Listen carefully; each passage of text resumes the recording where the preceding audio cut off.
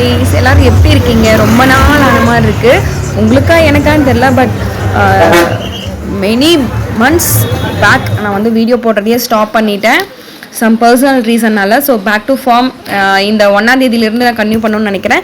இந்த vlog எல்லாமே பார்த்தீங்கன்னா நான் ஆல்ரெடி வந்து vlog-ஆ போஸ்ட் பண்ணியிருக்கேன். ஸோ அதோட கன்டினியூட்டி வீடியோ தான். அது எல்லாத்தையும் போஸ்ட் பண்ணிடலாம் அப்படிங்கிறதுக்காக தான். ஸோ அந்த vlogs அப்படியே கன்டினியூ பண்ணுறேன்.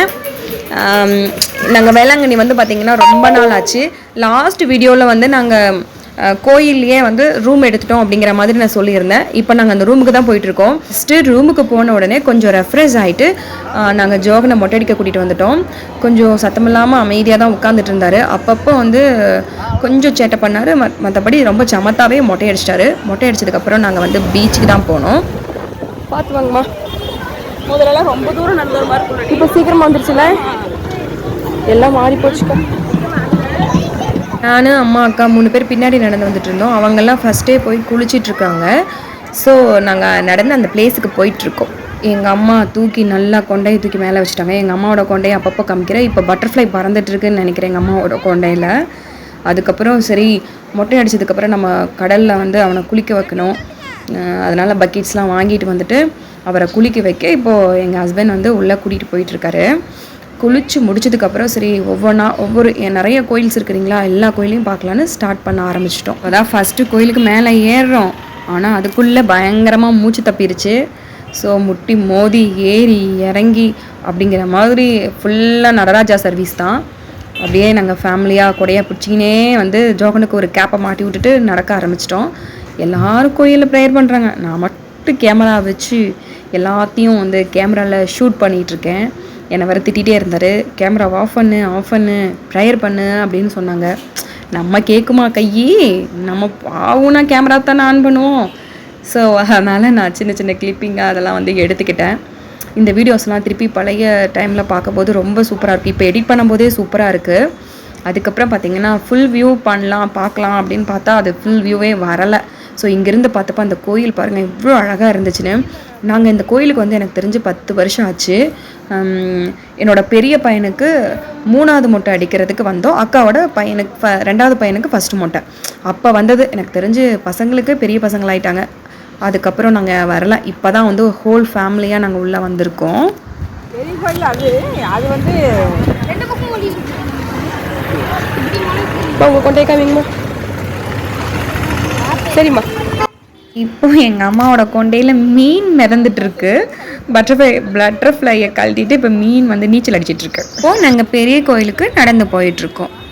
ஸோ அது எத்தனை மணிக்கு மாதம்னு தெரியல. போனால் அந்த மாதம் அப்படியே அட்டன் பண்ணிட வேண்டியது தான்.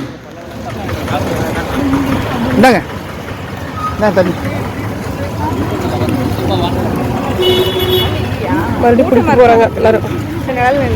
இந்த கோயிலுக்கும் போகணுமா? ஆமாம்மா. ஆமாம் இது சாரிம்மா, நான் வேற ஏதோ கோயில் ஃபோட்டோ எடுக்கணும்ல. ஆமாங்க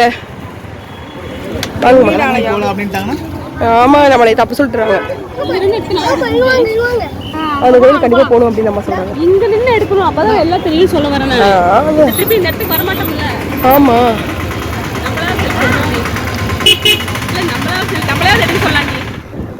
குட்டி கத்திரிக்காய்க்கு அதுக்குள்ளே பசி வந்துருச்சு. ஸோ நடக்கலை வாங்கி கொடுத்துருக்காங்க. நடக்கலையே சாப்பிடவும் தெரியாமல் எல்லாத்தையும் ஒன்றா போட்டு மென்று துப்பிட்டுருக்காரு. இது பார்த்தீங்கன்னா 2ஆவது கோயிலுக்கு வந்துட்டோம். இந்த கோயிலில் தான் பூசை நடந்துகிட்ருக்கு.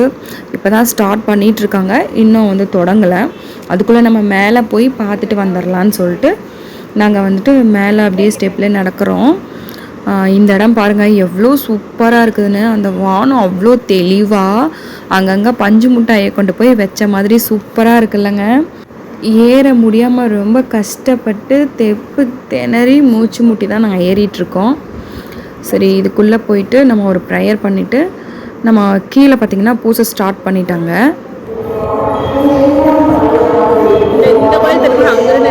ஆமாக்கா.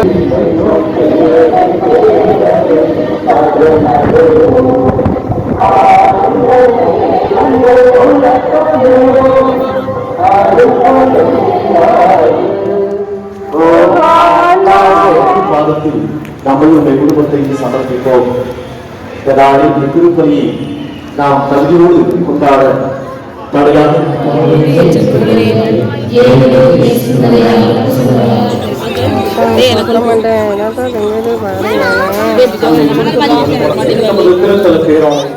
அதுக்கு நேரடா தந்தை மகன் தூயாவியானவர் அனைவரையும் ஆசீர்வதிப்பாராக. கை கால சரியான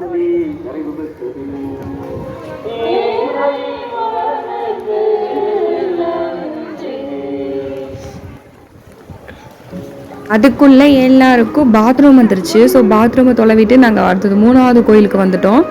பூசை கடைசியில் தான் நாங்கள் எந்திரிச்சு வந்தோம். நன்மையெல்லாம் வாங்கிட்டு தான் அதுக்கப்புறம் எந்திரிச்சு வந்துட்டோம்.